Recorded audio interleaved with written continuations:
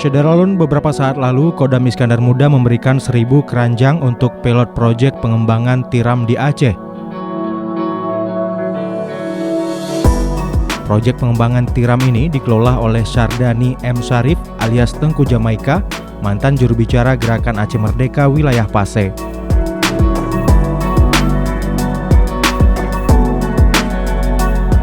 Pada Rabu 16 Juni, Serambi On TV bersama Kolonel CPL Reki Ferianto, Aslok Kasdam Iskandar Muda, serta Bang Joni Kaplu dan beberapa warga lainnya berkesempatan melihat langsung tiram yang dibudidayakan Tengku Jamaika yang berlokasi di Keramba Jembatan Ulele, Banda Aceh.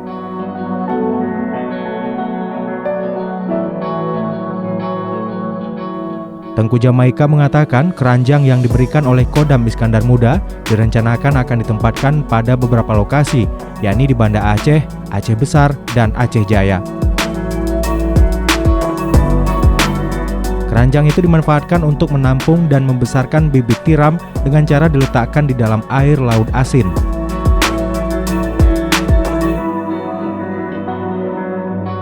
Tengku Jamaika yang pernah menjabat sebagai juru bicara Partai Aceh menerangkan alasannya membudidayakan tiram. Awalnya Jamaika merasa prihatin dengan ibu-ibu yang bekerja keras dan berendam dalam waktu lama untuk mencari tiram di sungai kawasan Krungcut dan beberapa lokasi lainnya. Ia berupaya melakukan beberapa terobosan untuk membantu pencari tiram agar bisa memudahkan pekerjaan mereka sekaligus meningkatkan pendapatan dan kesejahteraan para petani tiram. Kolonel CPL Reki Ferianto juga menjelaskan terkait budidaya tiram.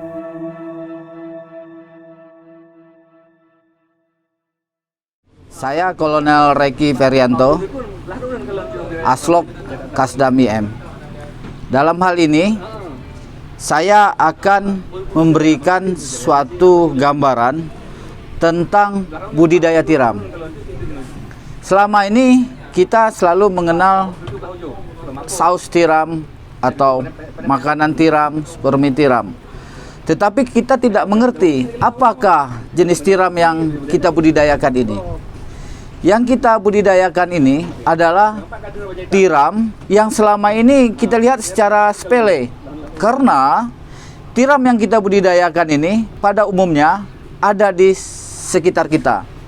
Seperti andaikan kita sering ke laut, itu di dermaga banyak sekali tiram-tiram yang menempel di dermaga tersebut yang bersentuhan dengan air laut.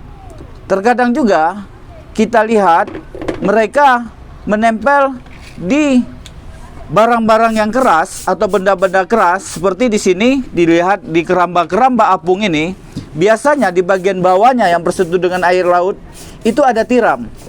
Rekan-rekan bisa lihat betapa besarnya tiram ini dan beratnya lebih 1 kilo untuk satu tiram. Kalau disejajarkan dengan kepalan tangan saya, bisa 3 kali tepalan tangan saya ini untuk tiram yang besar ini. Dan tiram yang besar ini masih bisa berproses untuk menjadi lebih besar lagi. Kodam Iskandar Muda, dalam hal ini Pangdam Iskandar Muda dan Kasdam Iskandar Muda mencoba memberikan suatu edukasi dan memberikan terobosan kepada masyarakat Aceh. Dan dalam hal ini kami bekerja sama dengan pembudidaya tiram, yang mana hasil daripada edukasi ini dan jika kemudian hari akan berdampak yang sangat positif untuk perekonomian masyarakat, ini akan kita kembangkan lagi. Kami membudidayakan tiram dengan menggunakan oyster mesh bag. Yang selama ini dengan cara tradisional, sekarang kita sudah menggunakan oyster mesh bag. Di oyster mesh bag ini, tiram-tiram ini atau anakan tiram kita akan taruh di dalam oyster ini. Kemudian setelah itu kita tutup, kita taruh di laut dengan diapungkan. Ini oyster nanti akan kita besarkan di perairan, dalam hal ini di Ulele di Banda Aceh.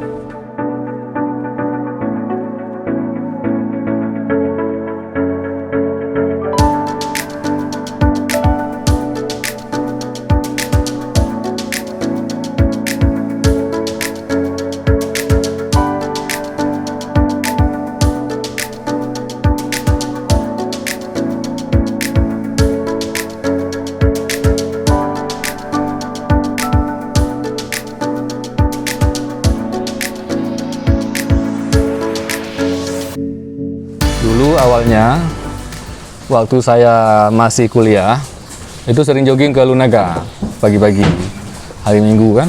Kita sering melihat ibu-ibu berendam dalam air yang berada di alur di sungai dan waduk situ.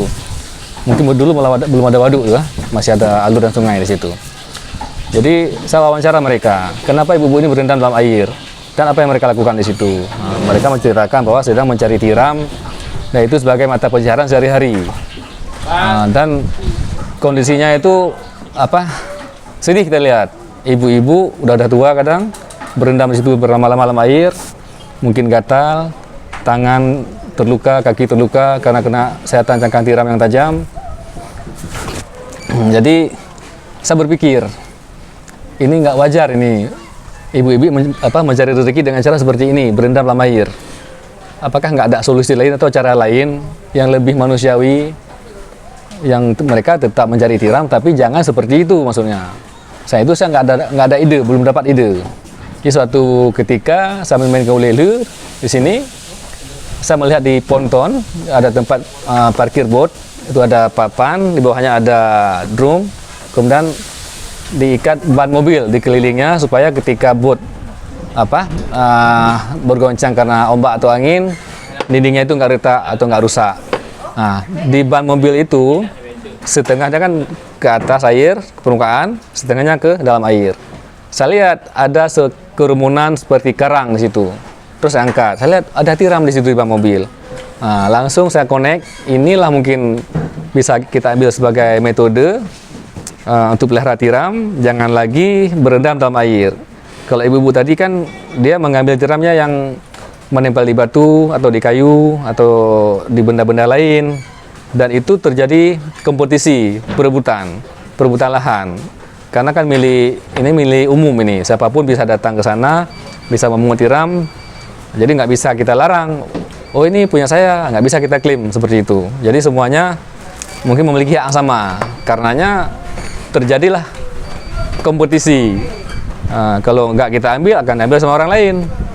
Dan semuanya akan seperti itu kondisinya. Makanya tiramnya kecil-kecil. Dan dia nggak akan pernah besar. Kecuali ada sisa-sisa satu yang nggak diambil, mungkin bisa dapat besar. Makanya kalau kita beli di pasar, itu rata-rata tiramnya berukuran kecil.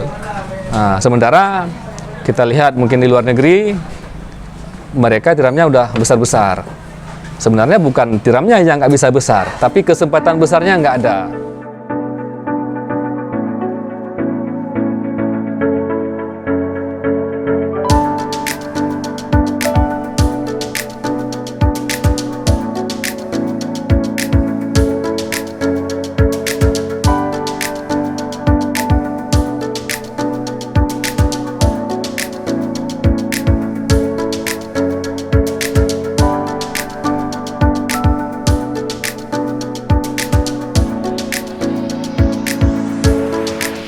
Dari Banda Aceh, Samsul Azman, Serambi On TV.